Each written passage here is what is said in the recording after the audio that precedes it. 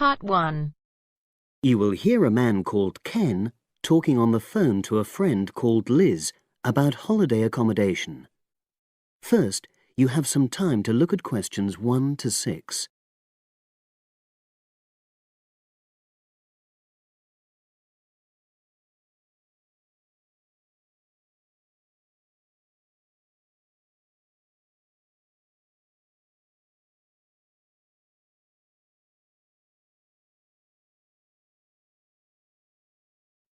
Now we shall begin. You should answer the questions as you listen because you will not hear the recording a second time. Listen carefully and answer questions 1 to 6.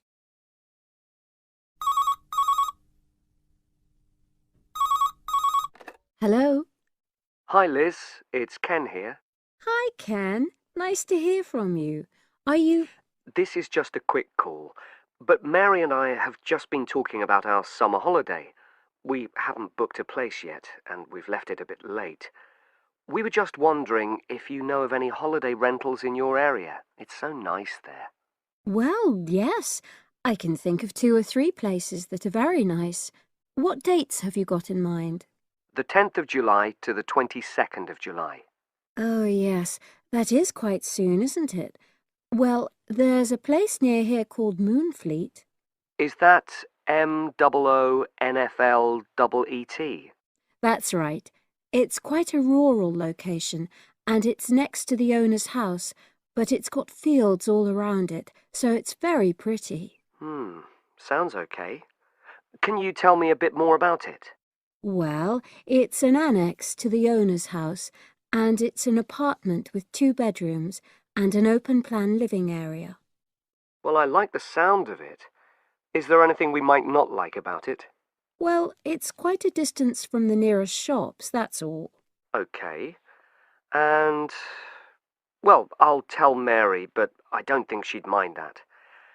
Do you know how you book it? You have to book on the internet. There's a web address. It's www.summerhouses. One word? Yes, then .com. You'll be able to look at a photograph on that. Okay. And what about the others? Where are they?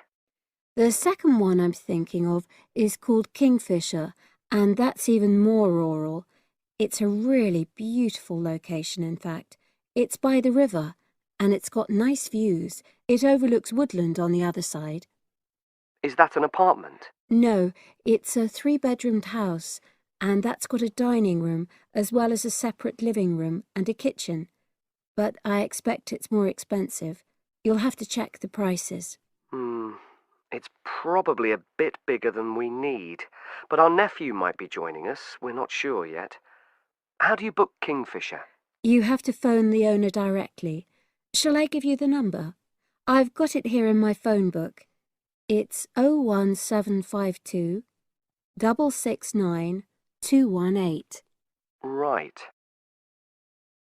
Before you hear the rest of the conversation, you have some time to look at questions 7 to 10.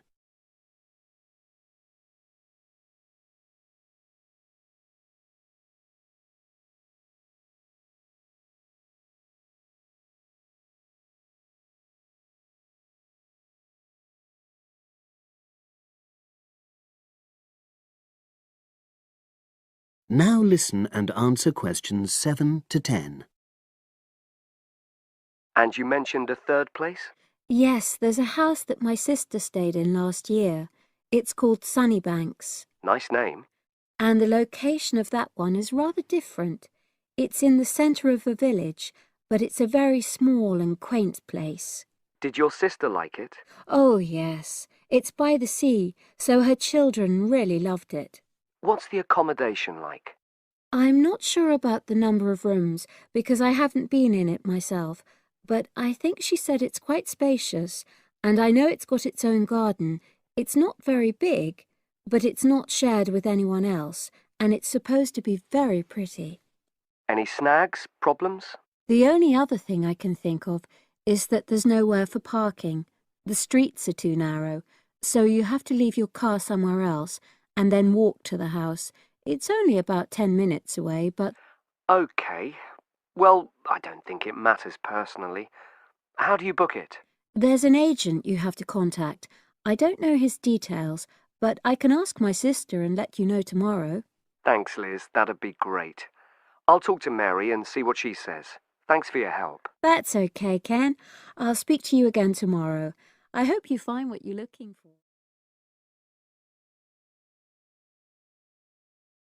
That is the end of part 1. You now have half a minute to check your answers.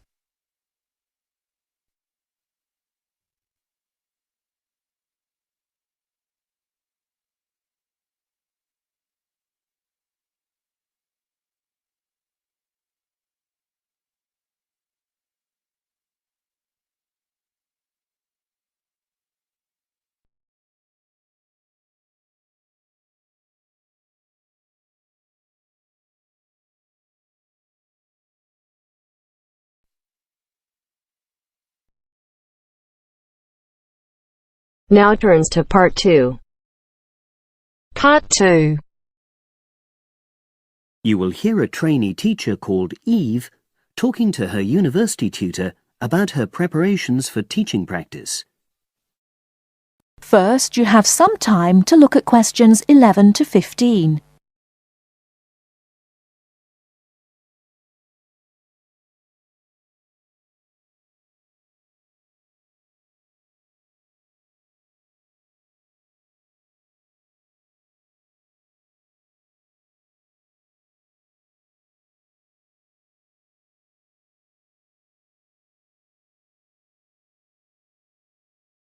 Now, listen carefully and answer questions 11 to 15.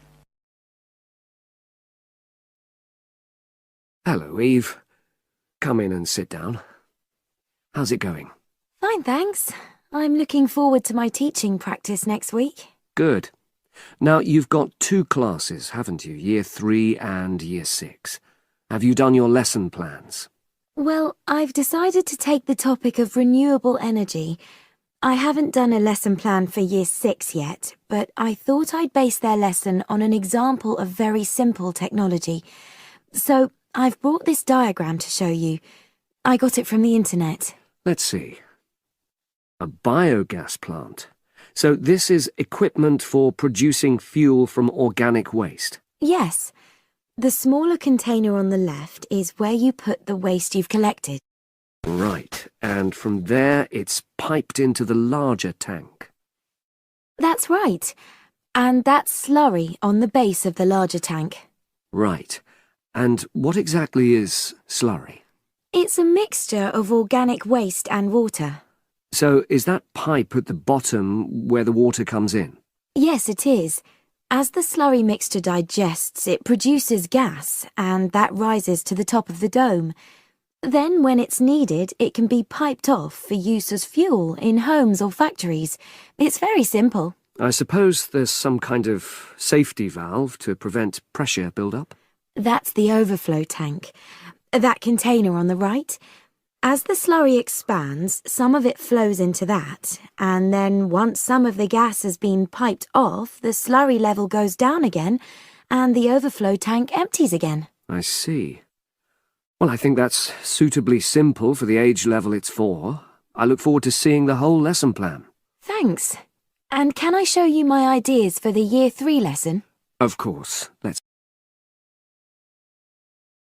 Before you hear the rest of the talk, you have some time to look at questions 16 to 20.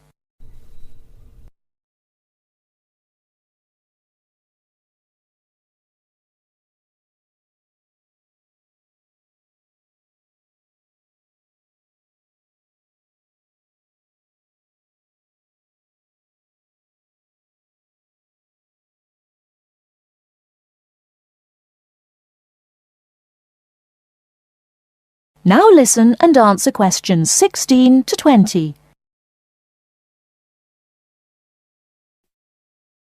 I thought I'd introduce the topic by writing the word energy on the board and reinforcing the spelling and the pronunciation. Then I'll do a little mime, run on the spot or something, to convey the sense. I'd keep it brief at this stage. Yes, I will. Then I'll wipe the word off and write the question, where does energy come from? And see what the pupils come up with. Fine. I'd suggest that you just brainstorm at this stage and don't reject any of their suggestions. Yes, that's what I was going to do. Then I've produced a set of simple statements like energy makes cars move along the road and energy makes our bodies grow. There are 8 altogether. Are you going to give them out as a handout or write them up on the board? First, put them up on the board and then I'll read them out loud. And I'll get the pupils to copy them out in their notebooks. I'll also ask them to think up one more similar statement by themselves and add it to the list. Good idea. After that, I thought I'd vary things a bit by sticking some pictures up of things like the sun and plants and food and petrol and a running child. And I'll get the pupils to work out what order the pictures should come in terms of the energy chain. I think that's a very good idea. You could move the pictures around as the pupils give you directions. Yes, I think they'd enjoy that. And to finish off, I've made a gap fill exercise to give out. They'll be doing that individually, and while they're writing, I'll walk round and check their work. Good. And have you worked out the timing of all that? It'll probably take you right through to the end of the lesson. That is the end of part 2. You now have half a minute to check your answers.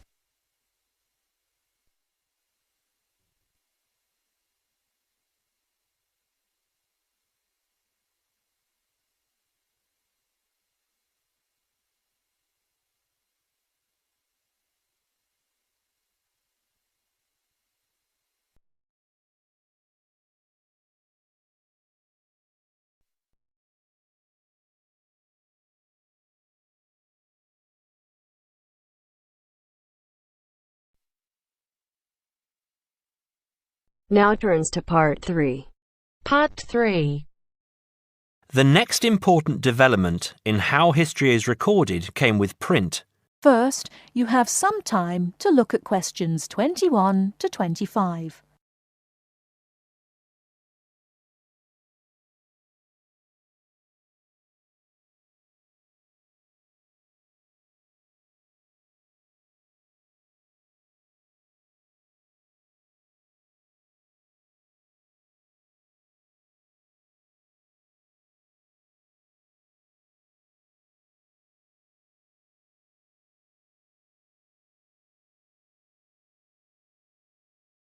Now listen carefully and answer questions 21 to 25. The next important development in how history is recorded came with print. In the 8th century, the Chinese invented paper and woodblock printing. Remember that up to this time, very few people could read and write, and so only a very small number of people could understand written history. Suddenly, many books appeared, and many more people learnt to read. In the 14th century, the first printing press was invented in Germany. This reduced how long it took to produce books. The new printing technique quickly spread to other parts of the world. More books appeared, and even more people learnt to read. The first printed newspaper appeared in 1605, and the first daily newspaper in 1702. Now, people could read news stories soon after the event happened, and every event was recorded and stored. The problem with newspaper history is that newspaper reporters could tell the stories they wanted to tell, and not necessarily the truth. Photography was the next important development. We generally agree that photography was born in 1839. Some of the earliest photographs that the public saw were images of the American Civil War. Before you hear the rest of the talk, you have some time to look at questions 26 to 30.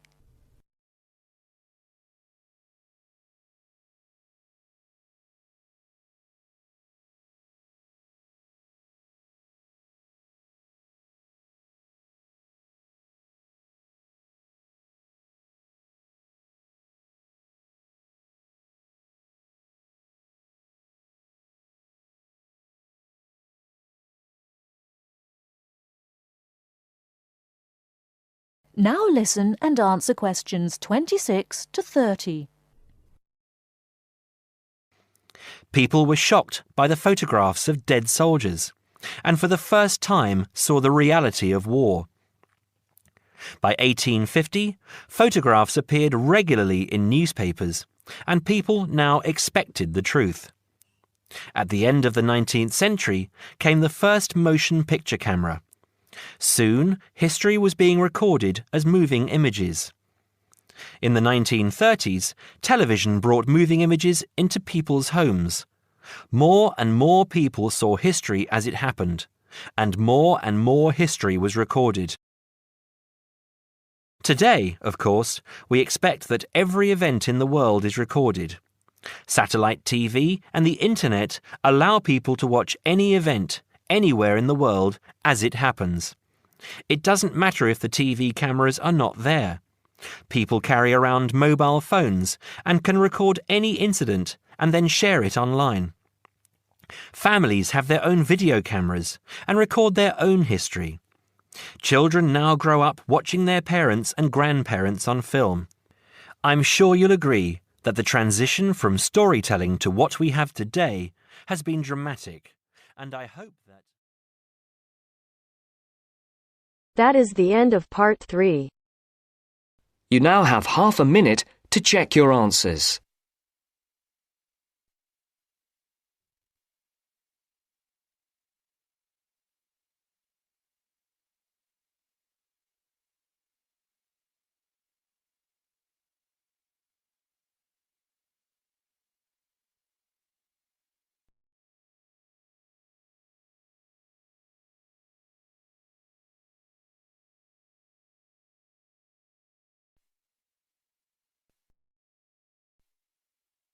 Now turns to part 4.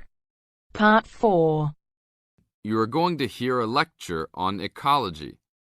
First, you have some time to look at questions 31 to 35.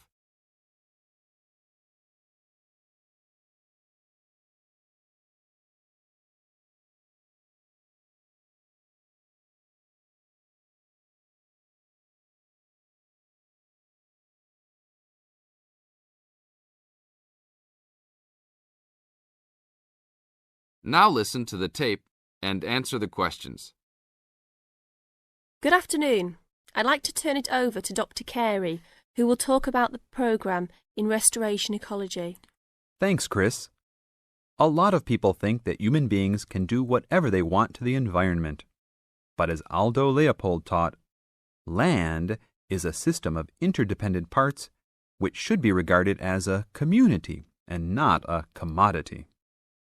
Well, that idea has influenced what we teach here in our program, where students come from all over the world to learn about restoring native plant communities back into an ecologically natural state. This field is therefore a combination of formal science with practical applications, and that is quite attractive to many people. We have students, for example, from many different nations who come just to take part in this unique program. Our location is also quite unique. We have the world's oldest restored native plant community in Curtis Prairie at the Wisconsin Arboretum. Some say that this is proof that the science of restoration ecology was birthed in Wisconsin. Well, that may be oversimplified, but our reputation is strong. But students don't have to study prairies only. One student, Edmund Mukala from the Congo, came to study restoring ancient wetlands in the Congo using knowledge gained from historic samples of the soil seed bank. Not all the seeds survived, but some can remain dormant for many years.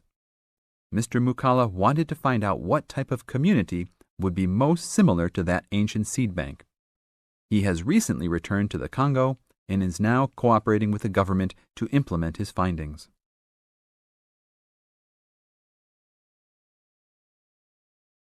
Now look at questions 36 to 40.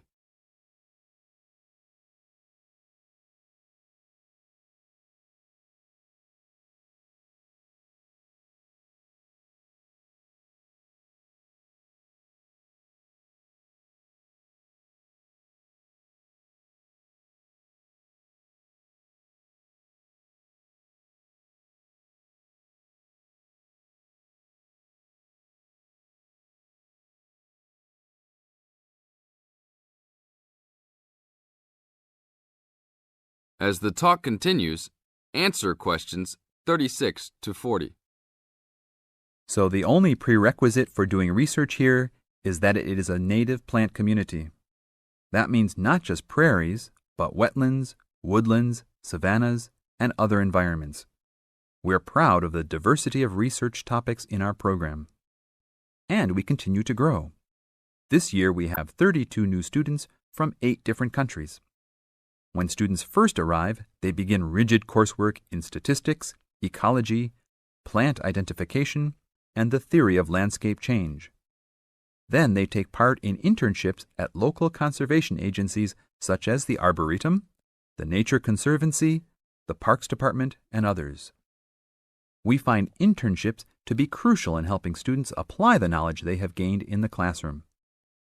And we're proud to say that, since the beginning, we have graduated 277 students with master degrees from our programs and 122 students with PhDs. Some have gone on to bigger and better things. One graduate is now the director of the Worldwide Fund for Nature in China. Another is the director of Parks Development in California. And others now lead their own research departments in universities around the world.